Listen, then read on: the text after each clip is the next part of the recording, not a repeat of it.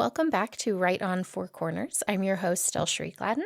I'm a USA Today bestselling author with over 30 published novels, and I'm a ninth grade English teacher. And on this week's episode, I am really excited to have Oscar Hokeah. His book, Calling for a Blanket Dance, was the One Book, One Community selection for San Juan College this year. And I'm really excited to talk to him about it. It was a really fascinating read. So, Oscar, go ahead and introduce yourself. Yes, thank you. My name is Oscar Hokeah.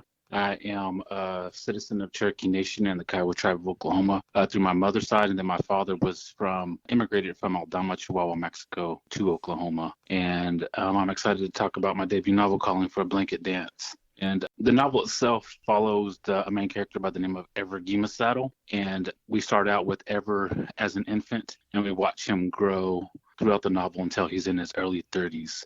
So we see him become a man. And then also the novel is told in a polyvocal style where every chapter is narrated by a different family member. So we hear from Grandma and Grandpa early whenever he's an infant and he's a young child. And then we hear aunts, uncles, cousins, siblings.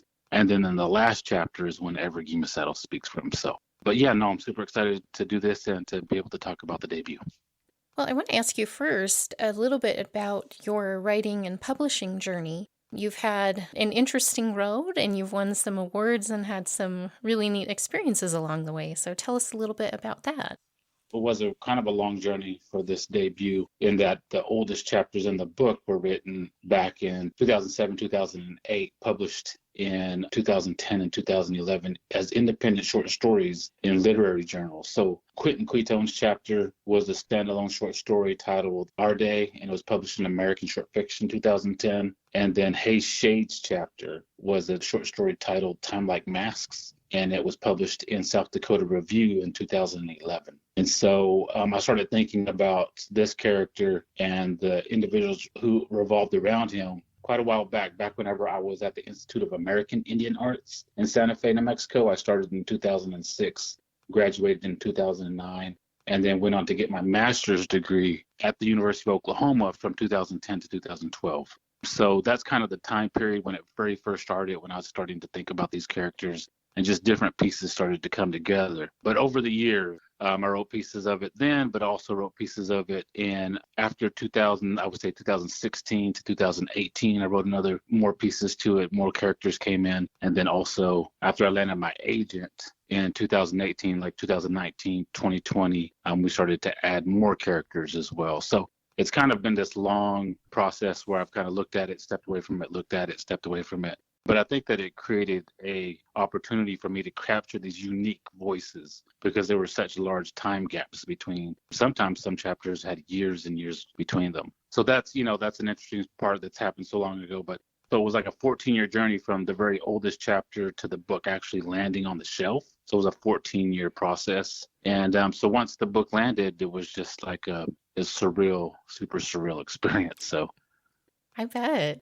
Well, it's interesting when another author that I interviewed recently said his book took kind of a similar path over almost 3 decades of him writing it and rewriting it and kind of getting to know the characters and his perspective changing as he was writing. And I had wondered about this, if Calling for a Blanket Dance had started with some of the short stories or with one character and how that had developed over time. Because I thought that was a really interesting aspect of it, that we hear from so many different characters, and we get a lot of different perspectives from everybody who's involved and kind of mixing together throughout the years. And we're seeing it through so many different eyes that it really created this wonderful blend of perspectives where, as the reader, you can't just sit there and say, well, he's wrong or she's right, or this is how it should have happened, this is the choice that should have been made, because it's never that simple. It's never that easy.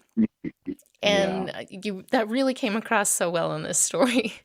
Yeah, I like to write to capture like just a real genuine experience, human experience, And I think that there are so many variables to, what's happening in our world that in order to really capture the essence of a character, especially for Ever Gimasaddle, that I wanted to, what did he look like through all of his relatives' eyes, and how is he constructed by, his identity is constructed through all these individuals who've had a hand in his upbringing and guiding him in a certain direction. But yeah, so I thought that kind of polyvocal style captured that dynamic well. And that seems like it's been a more popular way to structure and format a story. I've come across quite a few, relatively, I guess, compared to stuff I'd read in the past, that's been popping up more often. Was that something that you were encouraged to explore throughout your academic studies, or was it just what fit for this project? It's just kind of what fit. So back in 2006, the first book that I read personally that was a novel in stories was Olive Kitteridge by Elizabeth Stout. And so after reading that, then I started to get this sense that you could write multiple linked kind of narratives centered around one character. And it was just an interesting thing for me.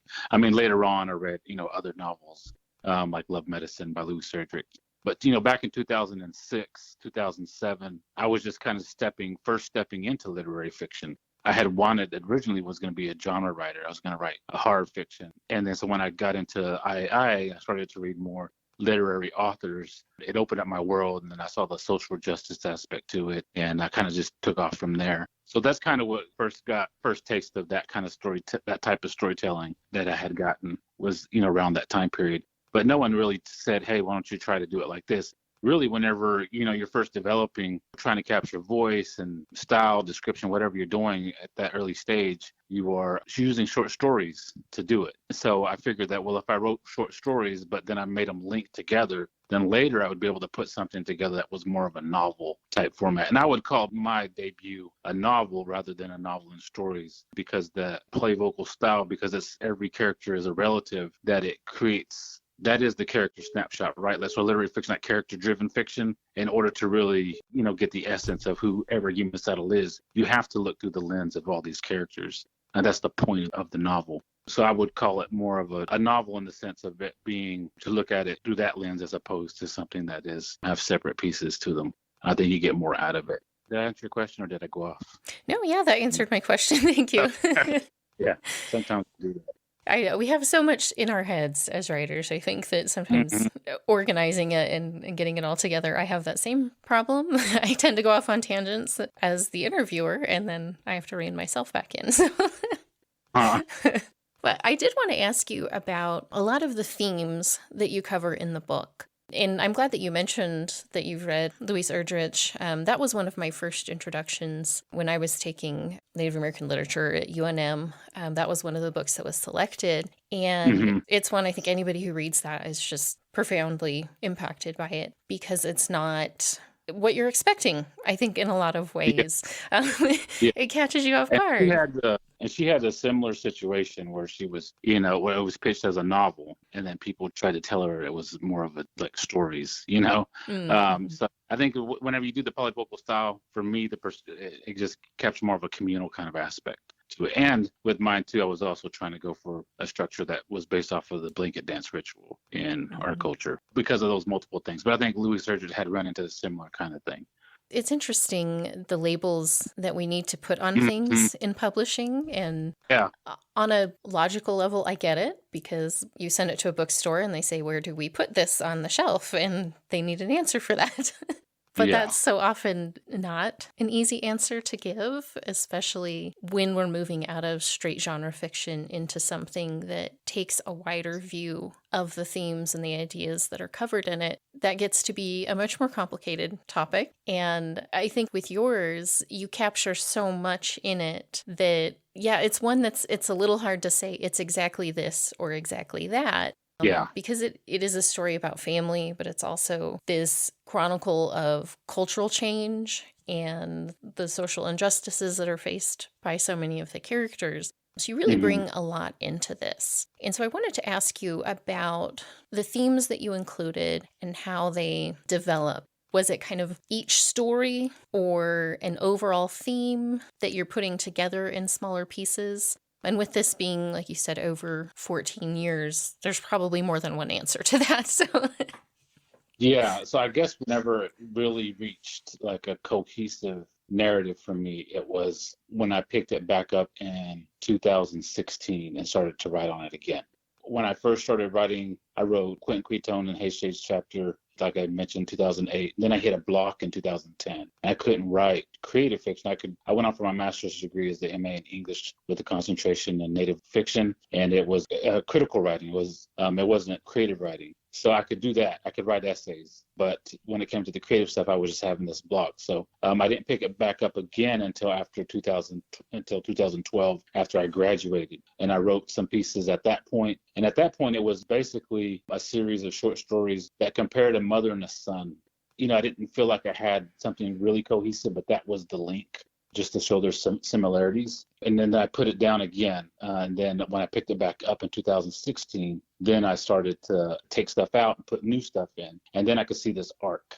I could see Everett Guillemot having the trauma whenever he's an infant. And then as he grows older, he becomes more and more aggressive, and how everyone is concerned about what's going to be his fate. How is he going to turn out as an adult? That aggression reaches a crescendo, and he has to make a choice. Like, he has to turn things around, or he's just going to continue and ultimately fail. And so whenever I saw that art, those kinds of themes of hyper-masculine constructs and how we, I guess, like reinforce those in these kind of subtle but sometimes obvious ways, that element started to pop up. But also like the redemption piece when it comes to culture, like having culture as an opportunity, not only for redemption, but also to do the decolonization work. So whenever we say decolonization, for me, it's healing. I've been working with youth for 20 years. Whenever I think of decolonization, that's what I think about. I think about healing from trauma. The saving grace of culture comes in. It's a vehicle for him to kind of move past the trauma that he had experienced and take a more positive route. But, the novel, while it starts out kind of harsh, it is a transformation narrative. So the character does transform at a certain point in the book. It is a startling beginning.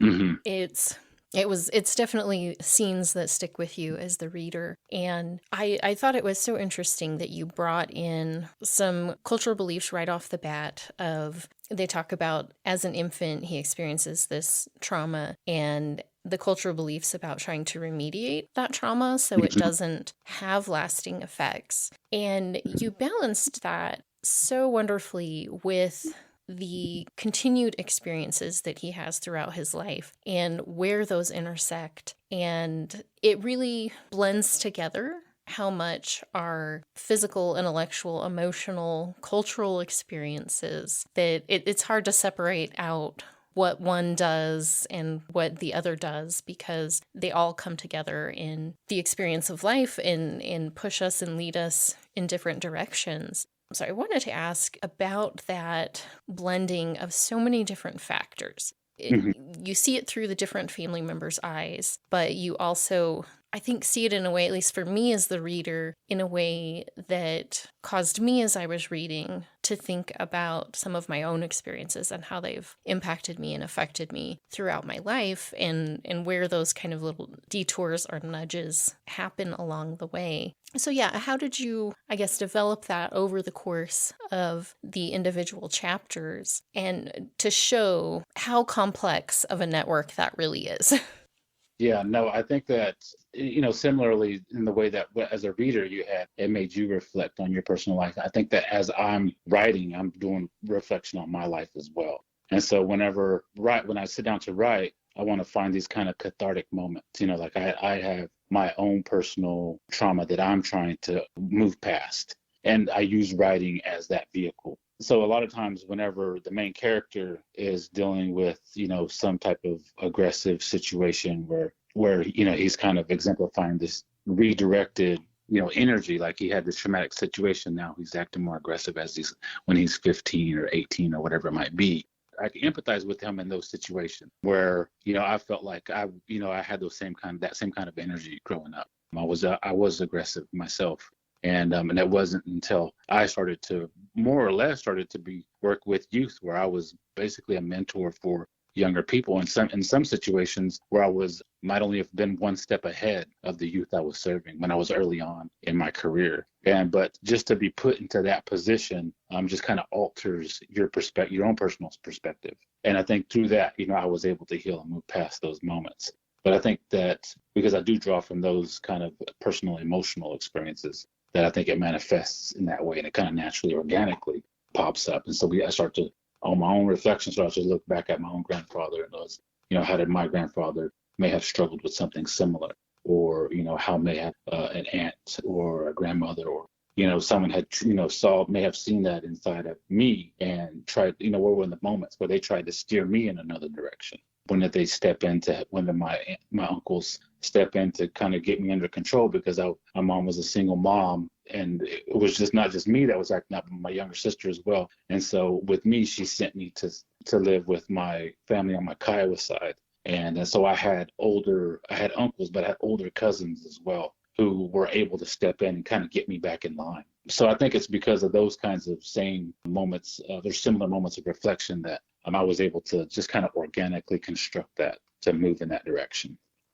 Well, that's wonderful to know. I think it's always so fascinating to see what pieces and parts of the writer come into their writing, because I think it's impossible not to. But I think sometimes you get readers who think everything writers write is personal experience, which is thankfully in most cases not the situation.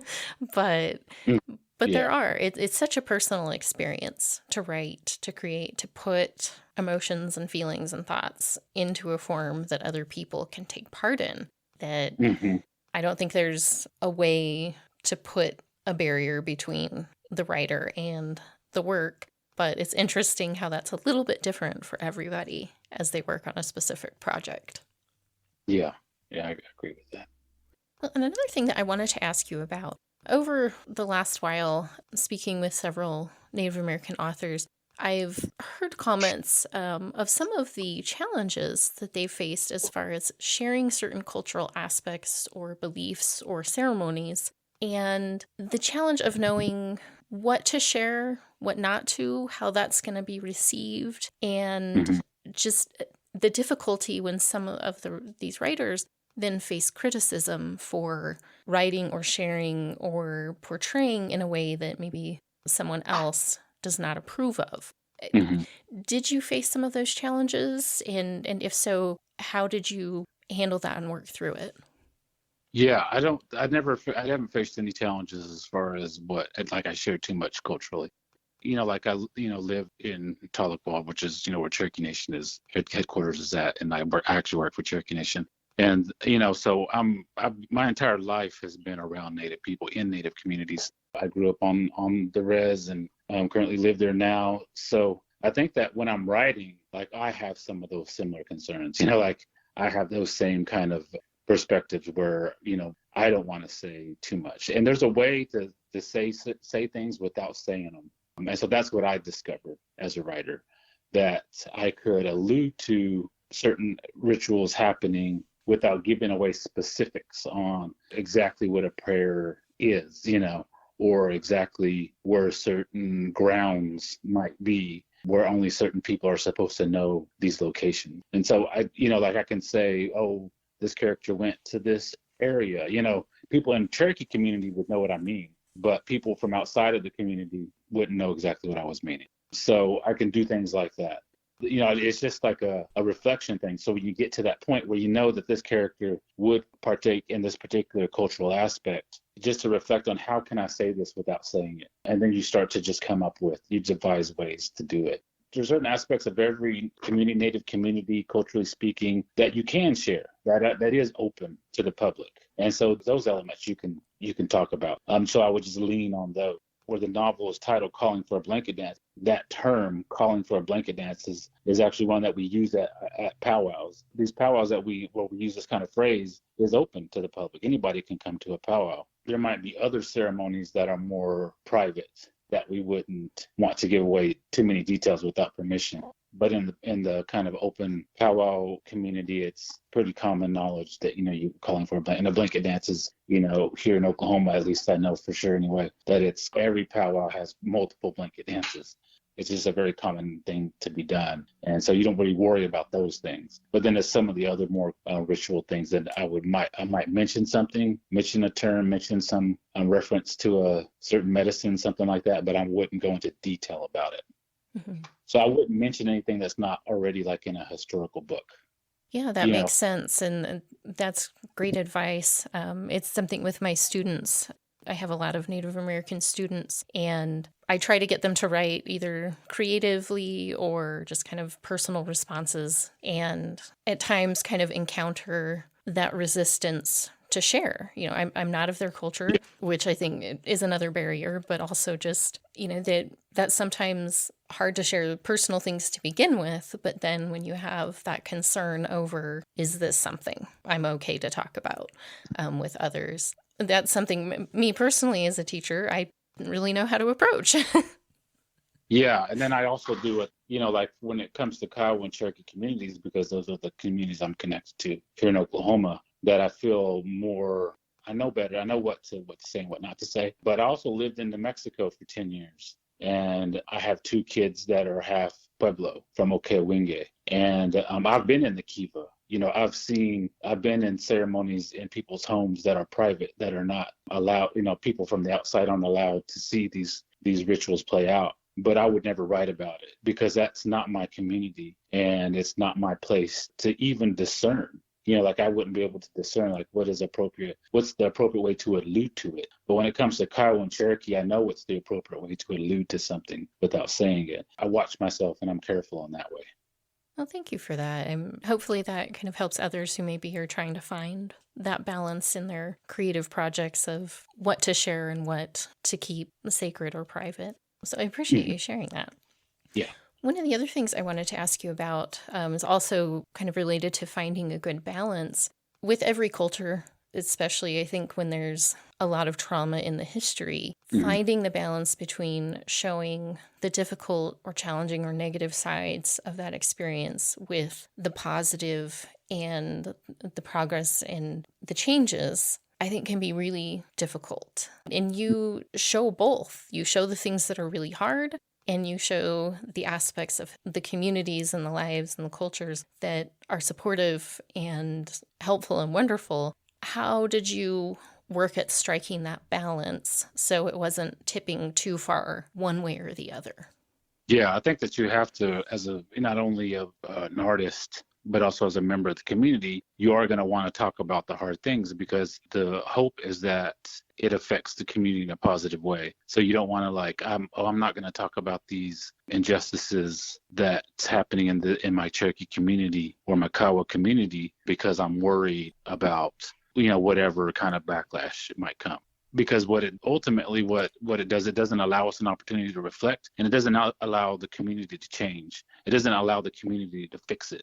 And so that's an important aspect to being an artist, is that we're supposed to figure out how do we talk about the hard stuff in a way that allows the community to process and change and get better and heal and do better for their community and their citizens. And so we have to write about it. We have to say it. And I think that because I live and work and love in this community, that I write with a critical eye, but I write with compassion.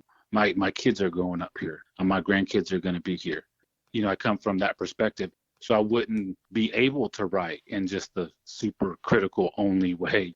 That's not the experiences that I personally have, and so I would write with compassion as well because I am so embedded. And I think I think for me that has been the key element there. It's just being here, but just think in terms of writing critically, but with compassion as well. I think that's a great perspective. I think compassion is often lacking in today's world in Hmm. various ways, and looking at things, no matter whether it's politics, religion, culture, what have you, looking at things with a more compassionate eye and not being so quick to judge and be critical and make those distinctions in your own view is really important in having a better understanding of the people in the world around you. So I appreciate that. Thank you. Yeah, and I think that there is like as far as advocacy, that sometimes I don't, the feelings that I've gotten as I've been out touring with the book and seeing so many different communities at this point, that sometimes there's a big disassociation. Like there's almost like, I don't know if it's people just aren't aware of what it's like to be poor, or they don't want to know. You know what I mean? Hmm. Like they don't want to see it. And so oftentimes in order to guard themselves or to dismiss it, then the critical eye or being critical or judgmental is a way of just keeping things the same. Like I don't know if people understand that there are families right now today living in poverty that might not even have $5 extra on a paycheck to be able to get by through the week and are really scrounging to survive. I think that's a reality that sometimes people don't want to see. But again, when it comes to advocacy, that we as artists, that is our job to make people see it. Absolutely. And I appreciate that there are so many writers like yourself who are sharing stories that realistically and compassionately portray these experiences that people who maybe, have never been in a situation to either experience or even just observe someone living like that through fiction, through art, that may be the only connection that they have and the opportunity that they have to learn more about someone else's life experience. Mhm. And it's such a Yeah. valuable way to do that. Well, I'm checking the clock and we are just about out of time, but I Okay. wanted to ask you before we wrap up, what are you working on now and what can people kind of keep an eye out for in the future? Yeah, I'm working on another novel. I'm adding pieces to it right now. So my agent editor have, taken a look at it and giving me feedback. And this next book is really hard. I think emotionally hard for me to write in a different way than the first one was.